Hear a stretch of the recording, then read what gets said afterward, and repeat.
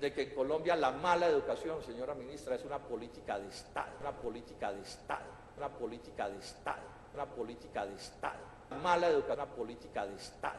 Mala educación, una política de Estado. Mala educación.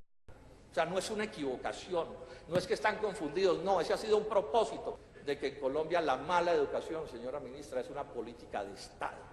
O sea, no es una equivocación, no es que están confundidos, no, ese ha sido un propósito de que en Colombia la mala educación, señora ministra, es una política de Estado. O sea, no es una equivocación, no es que están confundidos, no, ese ha sido un propósito. Para llamar a los colombianos todos, a los estudiantes, a los profesores, a los que de verdad queremos una patria próspera, amable, desarrollada, civilizada, adentrada en el mundo de la producción compleja, de la alta ciencia, de la alta tecnología, un país civilizado de verdad, por alguna vez en esta historia, llamarlos a que nos movilicemos, a que luchemos.